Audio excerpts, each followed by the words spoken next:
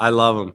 Yeah, I mean, he is an incredible athlete and an incredible professional, exceptionally consistent.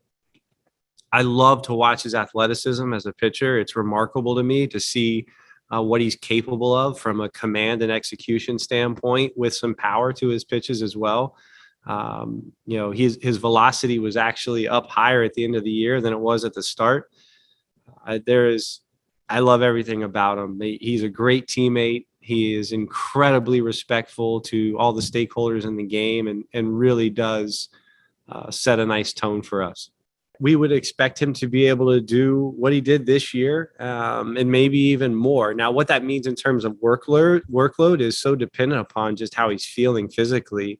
But it will be something that we work with him on, and work with him more closely and ensure that we're communicating. He and Pete Walker have a great dynamic that way. And, we'll make sure that he's a huge part of that process. If there are times that we need to pull back and potentially skip a start or have shorter outings from time to time, we'll be open to that.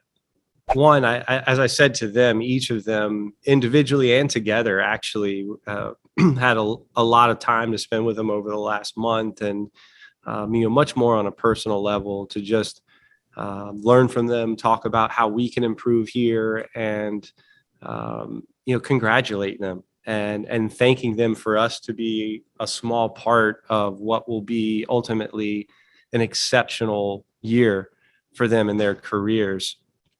And I hope they go on to continue to obviously have those years year in and year out, and hopefully we can be a part of that. But having been a part of it for 1 year was very fulfilling and gratifying, not only for what it meant for wins and losses and our overall team performance, but also what it means for our environment to have guys come in and have such exceptional years like that. It says a lot to our coaching staff, says a lot about our support staff, about our resources and facilities. And, I think that will be exceptionally attractive to players moving forward.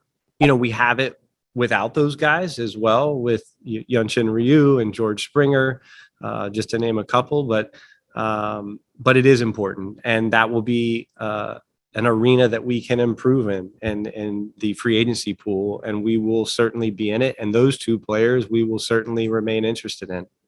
I think that we don't have to do it, but I think it's an area where we can. So between Kevin Biggio, Santiago Espinal, Breivik Valera did a great job. Kevin Smith is an exceptional defender and had a remarkable year in AAA. There are ways for us to field teams without signing a third baseman, but it is an area that we will obviously be thinking about in free agency and trade as a starter. But we have to factor in workload, we have to factor in development and doing what's best for him. So it's just too hard to say exactly what it will look like. But on the spectrum of things, I hope it looks a lot more like a starter than a reliever. But we'll be open to all roles and all ways to have him help us win.